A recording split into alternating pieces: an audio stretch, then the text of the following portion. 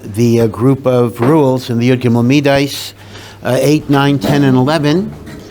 And all of them deal with something that was included in a general statement, but was then separated out for some unique treatment. And the underlying problem of all 4 rules is, when do I say it's legamre separated, and when do I say that the laws of the new thing go back and also define and qualify the generalization? That's the central question. So we're looking at the 9th midah, which is 9 and 10 are really probably the most obscure middos of all of the Yud Gimel middos. Midah number tes, midah number 9 reads, Kol davar shaya bichlal, anything that was in a general rule, v'yatza litain tayin echad shehu kinyano, and it was singled out to carry a burden ki'inyano that is similar to the topic of the generalization. Yatza lahakel, it has been excluded for leniency and not for strictness. Again, this sentence standing alone is totally incomprehensible. So we need to take an example. Now the example is pretty incomprehensible too, but at least the example will help us a little bit. And here there's like a lot of introduction I have to give you, but it'll be good for your Parshas HaShavua, for your Shnayim Mikra in 2 weeks. We have these laws of saras, right? Saras, leprosy, although technically the illness that is called leprosy is not the Torah's saras.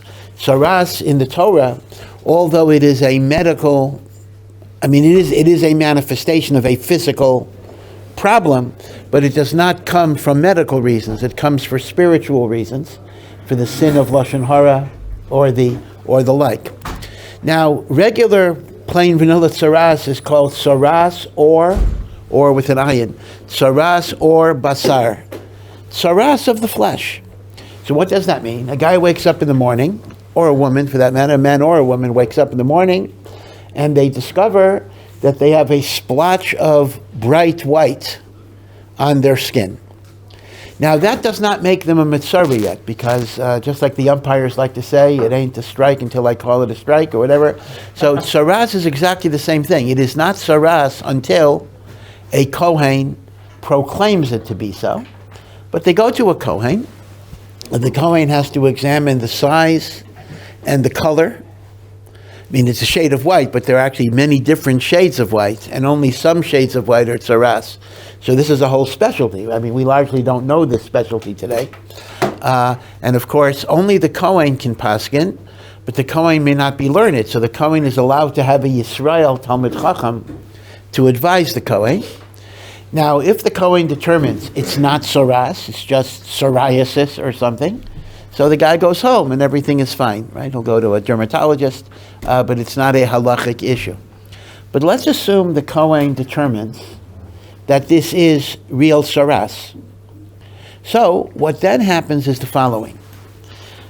The mitzvah is quarantined for a week. On the 7th day, whether it's Shabbos or not, the Kohen determines whether something has changed to make it worse. Now, this is called a siman of tuma, meaning on the nega, there's one of 3 things that happen that make him a definitive mitzvah, and these are called 3 simanim of tuma. Any one of them will make him tameh. Siman number 1 is pisayon. That means the nega is bigger than it was. Expansion, even if it's a tiny bit of expansion.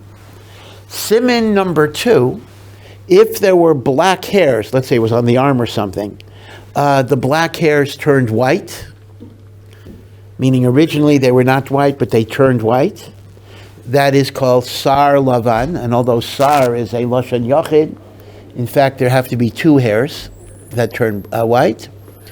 And siman number 3, which almost works in the opposite direction, is called mikhva. Mikhva means in the middle of the nega, there is some clear skin, meaning it started off as a totally white splotch, and then in the middle, there seems to be a little bit of healing skin. Now, we might have thought, well, for carrot, that sounds like he's getting better rather than getting worse. But for various reasons, the Gezeres HaKosav is that mikhya within a nega is a siman tuma. So on day 7, the Kohen examines the person for one of these 3 simanim of tuma. Pisayon, which actually grammatically should be pisyon, but everybody says pisayon, which in the Chumash is spelled with a sin. In the Mishnah, it's spelled with a samach. Okay, so pisayon, sar lavan, mikhya. If on day 7 the Mitzayra has any one of those signs, he is now a bona fide Mitzayra, and until the nega goes away, he has to be in quarantine and he has to bring korbanos and the like. That's called, in the language of the Mishnah, mukhlat. He is now a mukhlat, a definitive Mitzayra. A definitive Mitzayra would have to bring korbanos at some point. Now, what if on day 7 there's still a saras there, but none of the 3 simanim of tuma are there? So there's a second week, and at the end of the second week, the same examination is made, and if there are simanei tuma, he becomes a definitive mitzayra who will have to bring korbanos at the end when everything goes away. But interestingly enough, if at the end of the second week you do not have the simanei tuma, he actually is tahor without having to do anything. Meaning, a person can actually still have saras. A person has that saras on him, but if after 2 weeks there's no additional siman tuma on the saras, he goes home without the need of any korbanos. Okay, everyone understands that. In other words, the initial stage is called hesker, which is quarantine, and the second stage, which requires a siman tuma, is called mukhlat, which will end in korbanos.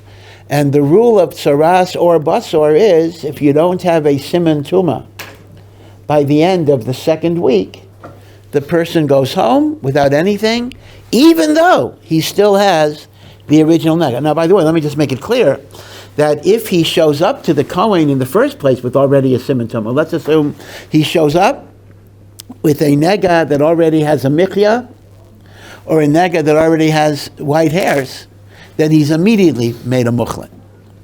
Pisayin you can't have though. You could not have a mukhlat through pisayin right away for a very simple reason. Pisayin means the nega is larger than it was when the Kohen originally saw it. So by definition, no matter how big the nega is, you can't paskin an expansion till after a week. But the other simanei tuma, the 2 white hairs, and the mikhya, that could be paskind at the very, very initial stage. Right? He walks in with that. He's a mukhlat right away, and he cannot leave the saras condition until everything goes away, and he brings korbanos. Okay, and I'm not going to get into the korbanos right now. That itself is a very detailed point. Okay, so there's 2 things you need to know about saras or basor. There is hesker for a maximum of 2 weeks. And there must be one of the 3 simanim of tuma in order to, I don't know if elevate is the right word, because becoming saras is not an elevation, but in order to transfer his status from the quarantined mitzvah that's called a muskar to the definitive mitzvah that is called a mukhlat. Yeah. What was the word you said for the white hair? Sar lavan. There was the siman that you're looking for. What's it called? Oh, well, simanei tuma. So the 3 simanim tuma are sar lavan, mikhya, and pisayan. Okay, so it's just called sar lavan. The only thing is that it's a little misleading because sar actually means 2 hairs have to be white, and not just 1 hair. Yeah. Do people having this leprosy only happen during the Middos? So that's interesting. The question would be. A lot of people assume that, but there's no reason al pi halacha why saras depends on a Beis HaMikdash.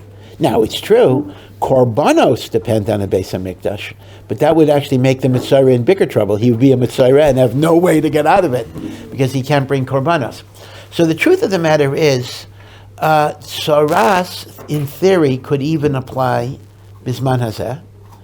But the question becomes, we don't have a Kohen whose yichus is definitive enough to declare it. Because, we rely on a person who says, I'm a Kohen, to give him an aliyah, to let him duchen. But on inyanim that are nogeya, korbanos, and saras, you have to have a Kohen miyuchas, a Kohen whose yichus is definitive. And on that we say we don't really know, and therefore we don't put a person in saras based on that idea. Another interesting law about saras, again, it's not nogeya our discussion at all here, is that because you're not a Mitzayra until the Kohen says you're a Mitzayra, the Mishnah actually says there are times in which the Kohen is not supposed to paskin. Let's imagine, just during Chol HaMoed or Yom Tov, a person sees a white splotch, he runs to a Kohen. Even if the Kohen declares, or even if the Kohen knows this is saras, he is not supposed to declare him a Mitzayra, because that would take away the joy of Yom Tov. That would force him to go into quarantine. And the same is true with a chasan or a kala during the 7 days of rejoicing, the Shiva Shemei Mishta, that the Kohen is not supposed to paskin. Now the Rambam who is a great doctor, the Rambam makes the point, this proves to us that the quarantine of saras is not because of contagious diseases. In other words, some people look at leprosy and they say, oh, this was a contagious disease. And the Torah already, told us ahead of time that when people have contagious diseases, they have to be quarantined. Well, if that would be the case, then it makes no sense. The guy's having a chasna with 1,000 people there. We say, oh, we're not going to paskin on saras because we don't want to ruin the happy occasion. I mean, the truth is, this resembles kind of what goes on with COVID. We're making a big wedding and we don't care, right? We don't care about masks. We don't care about anything, right? So the Rambam says it's very clear that saras is not a contagious disease. It is a spiritual punishment, and therefore there are times in which we don't want to have this punishment interfere with the simcha, and therefore we defer it. If it would be a contagious disease, it would make no sense to say, we're not going to look at it because we don't want to have a problem. It's like a person who says he may have cancer. He doesn't want to go to a doctor because maybe the doctor will find something. Well, yeah. The problem is it's there whether the doctor finds it or not. I'm sorry, someone had a hand up? Or yeah. At what point did the whole suffix line start? Well, I can't give you a year, but really the problems happened after the Churban Beis HaMikdash, because at that point the records were less necessary to be kept. And you have to understand that even people who can trace their yichus to kahuna might be puzzled, because if, for example, a Kohen marries a divorced woman, the child from that marriage is a chalal who is no longer a Kohen. That's a ben gerusha. Or if a Kohen had a child from a woman who had relations with a goy, once again, so there are a lot of ways in which a person could be descended from Kohanim, but he's not a Kohen. In fact, a person could be a goy. I mean, let's take a very simple case. Let's imagine a Kohen intermarries with a non-Jewish woman. So the kid is related to Kohanim, but he's not even Jewish. He's a goy, right? So there are a lot of different ways that even if your yichus can go back. That's why, for example, again, digressing, there's a genetic marker, a genetic test that determines that you are descended from Aaron. Now, so people ask the question, can that be a test that establishes you as a Kohen? Absolutely not. Now, maybe, just maybe, it might negate your claim of a Kohen, meaning to say, if you don't have the genetic marker, perhaps that's evidence you're not a Kohen, and even that's a question. But if you have the genetic marker, of course it doesn't show that you're a Kohen, because, maybe your father's a goy. I mean, there are a million, or your grandfather, whatever it would be. There are a million different ways that even if you are a male descendant from Aaron, that you wouldn't be a Kohen. So a genetic test that shows you have a marker does not prove anything at all. Even if you accept the test as accurate 100%, which is, again, going to be a general question, it cannot establish Kohen status. Okay. But it is intriguing. I know that one of the things that sometimes scares a person is I wake up and I got some white, I have psoriasis. By the way, psoriasis comes from saras. By the way, the Greek, it sounds very much the same. But as I say, you really don't have to worry. And again, the Ramban explains spiritually an interesting point that saras correlates to prophecy. That when we had prophecy, so Hashem also gave us messages, maybe not so pleasant, that we need to do tshuva on things. So saras, it's not a prophecy a person wishes for, but saras is a form of nevuah from Hashem, and Mimela, when we don't have nevuah, we don't really have halachic saras. Okay, so this is the general rule of saras or basar, which in theory would apply to saras any place on your skin. Any place on your skin. Okay. Now, after the Torah describes saras or basar, the Torah then describes another type of saras, or actually two other types of saras, which are also on the skin. They're in the same place. But they got generated from an external cause. And this is called Shechin, is type 1 of this alternative, and type 2 of this alternative is called mikhva.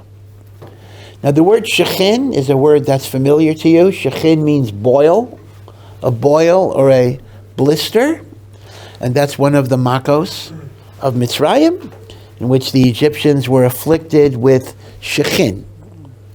But in the case of saras, Shechin refers to a wound. Let's assume that a person got hit by a knife or by a sword, and in the process of healing, there is a scab that grows over the wound. So the scab is what we refer to as shechin. It's like a boil, but essentially it's the scab or the skin that's beginning to cover the wound so that under the wound there's going to be a regeneration. Right? So, what if I got saras on top of the shechin? I got saras on top of the shechin. Right? That's called the saras of shechin. Mikhva just means a burn, and it's the same thing. A person gets burnt, and once again, there'll be a blister or something of the site, and you got saras on top of the blister. So, now the truth of the matter is the following. If the Torah would not have written anything about Shechin or mikhva, I would have simply dealt with it as saras or basar. I mean, who cares if it's saras or basar on regular skin, or saras or basar on top of Shechin or mikhva? Meaning, that's what it means. Davar shahaya bichlal. Shechin and mikhva were already included in the category of saras or basar. Had the Torah not said anything about it, I wouldn't have even thought it's a new category that has to be addressed. I would just deal with it like regular saras. Okay, now what does the Torah say about Shechin and mikhva? So the Torah starts off the same way. You go to a Kohen has to determine if it's saras, color, size. Assuming it is saras, color, size, you are quarantined for 1 week, and the Kohen examines you for a siman of tumah. The only simanim of tumah that are mentioned, however, are pisayon, expansion, or sar lavan, the two hairs turning white. The Torah does not mention, now it doesn't negate it. It doesn't say mikhya is not good, but it doesn't mention mikhya. It only mentions 2 out of the 3. In other words, what does the Torah say? The Torah says, if on the 7th day of quarantine, there are 2 white hairs, or if on the 7th day of quarantine, the nega has expanded, he is now a mukhlat who will have to bring korbanos. But what about the omission of mikhya, the clear flesh? Doesn't say. So without the midah, I might have said, well, okay, it didn't say everything. It repeated 2 out of the 3, but we still compare it to the first. So here is the klal. Here is what the klal tells you. Let's read the words of the klal and plug it into this example. Davar shahaya bichlal.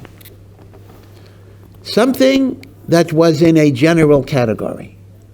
In other words, Shechin and mikhva were already included in the general category of saras or basar. V'yatsa min haklal. And the Torah repeated it separately, litain tayin echad, to carry a burden, shehu ki'inyano, that is similar to what was addressed in the first klal, but not complete. The first klal enumerated A, B, C. The second klal only enumerates A and B and omits C. Okay, omits C. Okay, that's what it means. It's toein echad. It bears a load. Shehu kinyano, which overlaps. Hu kinyano, it overlaps with the klal, but it doesn't have everything in the klal. So we say in such a case, yatsa lahakel, this is a sign that we are makel and we do not apply the omitted element. In other words, if the guy shows up and he has a mikhya in his shechin, it is not a siman of tumah. We're makel. We don't apply the chumrah of mikhya to make him tameh.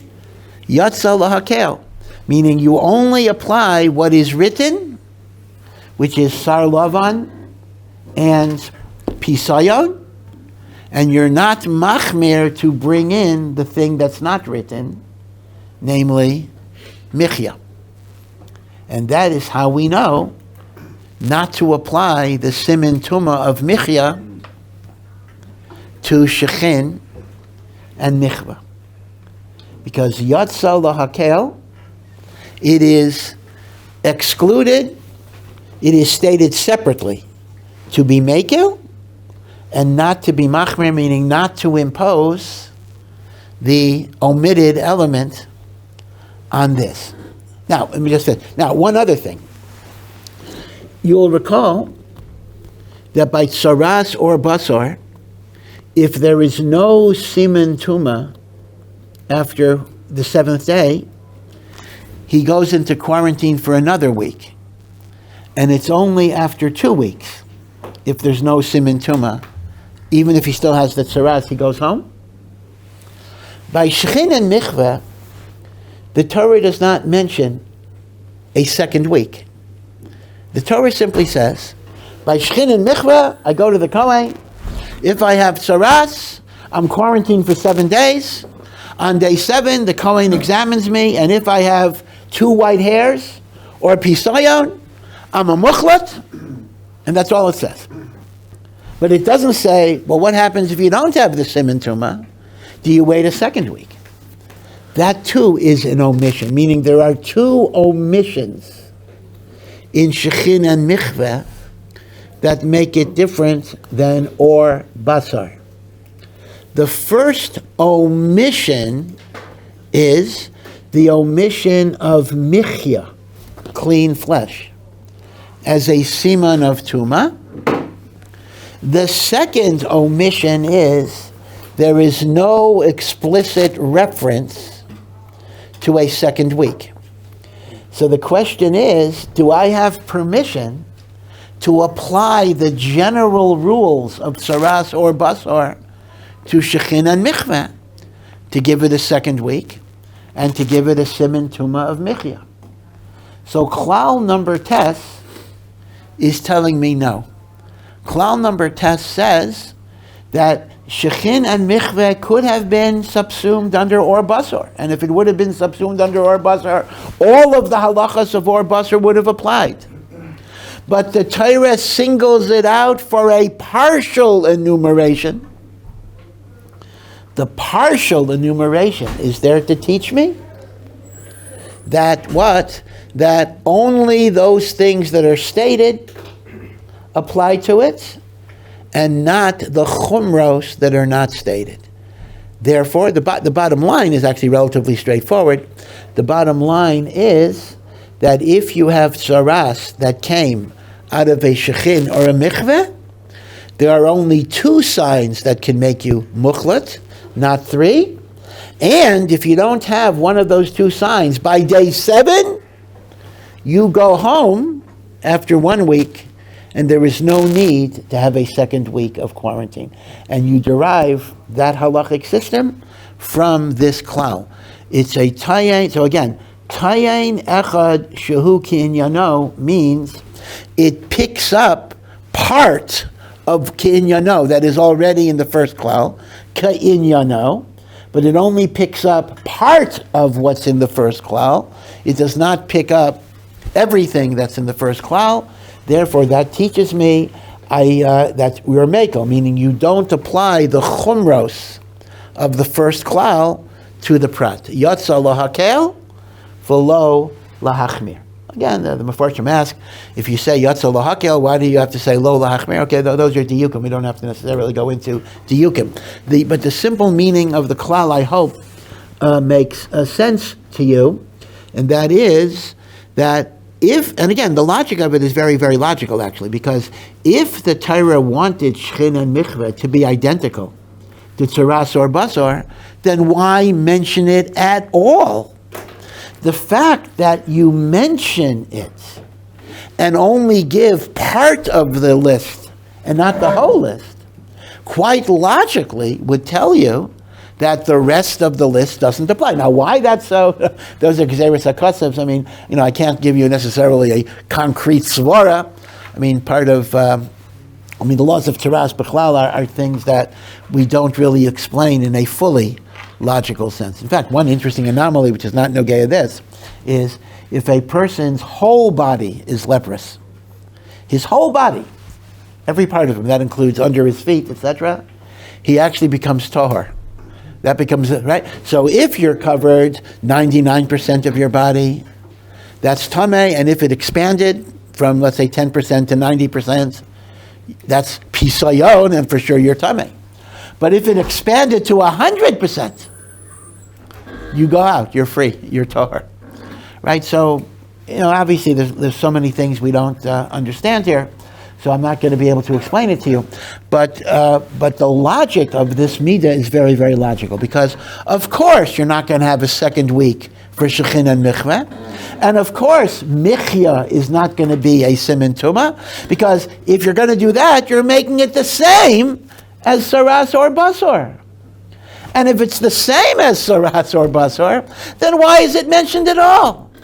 So obviously, yotza lahakel, to take away those rules and not to impose it. Okay? Now that's tayin echad shehu ki'inyano, meaning what it does repeat is already in the klal, but it doesn't repeat everything. Now, we then come to klal 10, which is slightly different, and one would wonder, well, okay, now klal 10 has the words Kol davar shaya bichlal v'yatsa litain tayin echad sheloi ki'inyanai.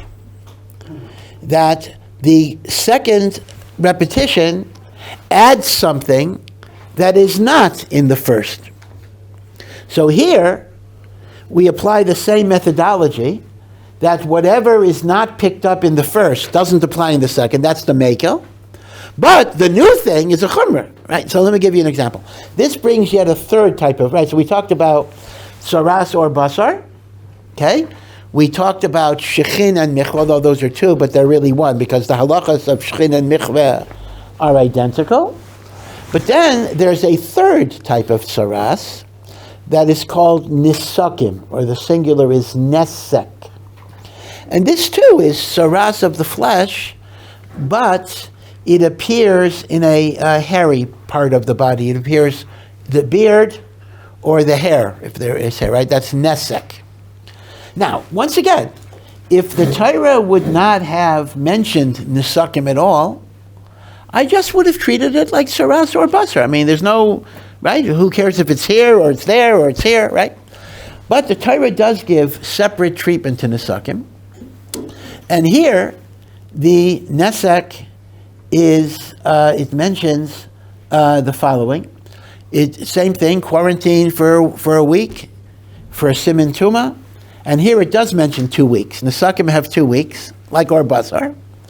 But the simanei tuma that it mentions pisayon, it mentions mikhya, okay, it mentions mikhya, but it does not mention white hair, but it mentions a new thing called sar tzahuv. Sar tzahuv means a blonde hair or a yellow hair. So it mentions that if the yellow hair turns, or if white hair turns yellow, that's a siman tuma. So this is called toein echad shelo ki'inyano. It's adding a detail that was not found in the klal. See, Shechin mikhva didn't add anything to the klal; it only took away. So everything in Shechin and mikhva appears in the klal. So that's called toein echad shehu ki'inyana. Everything it's carrying is the same inyan as the klal. But by nesek, there is an additional element that does not appear in the klal, and that's toein echad shelo ki'inyana, and that's sar tzahuv. But other than that difference, and again, it's not clear to me why you needed to have 2 klalim here. Other than that difference, you apply the same methodology. You don't bring in anything from the klal that was omitted. In other words, the 2 white hairs. But you do have a new chumrah of sar tzahuv, which would not be a semirite. So that's what it means. Yatsa lahakel ulahachmir. We're machmir for sar tzahuv. We're mekel that there's no siman tuma of sar lavan, but you still have the 2 weeks because that's beferish. Okay?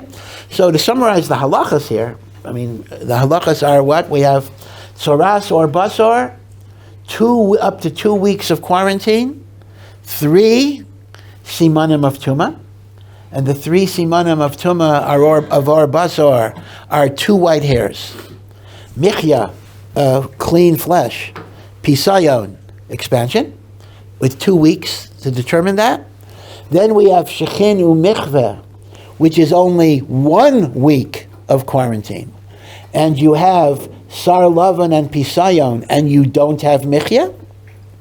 And then we have Nisakim, which has 2 weeks, and 3 simanim of tuma, but the 3 simanim of tuma are not identical to saras or basar. 2 of them are mikhya, clean flesh, pisayon, expansive, but instead of sar lavan, you have sar tzahuv. And what this midah tells me is, but why can't I add sar lavan to the mix?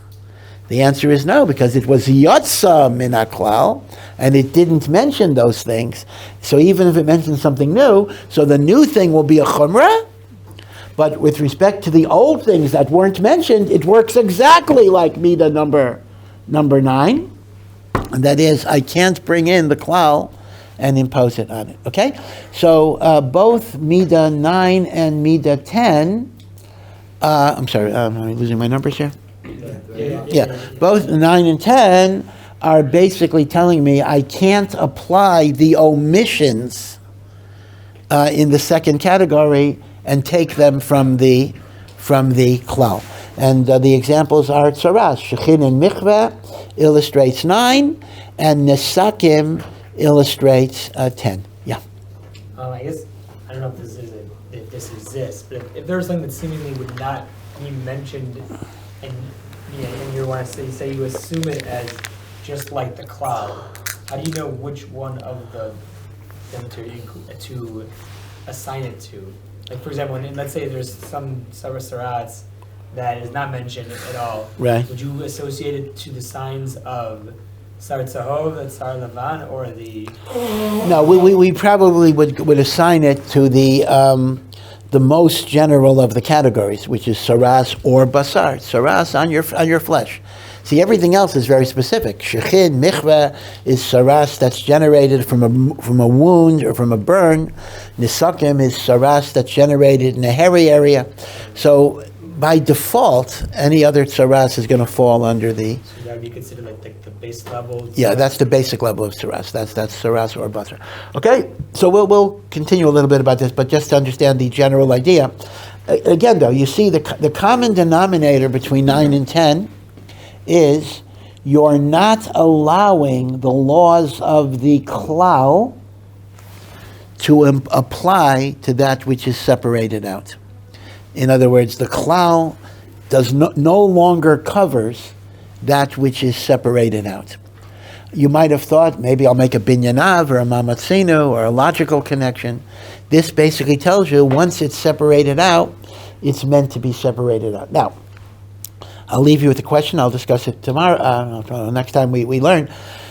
That is, Klal 8 moved in the opposite direction. Klal 8 taught us that what is mentioned in the separated out case teaches me something back about the generalization.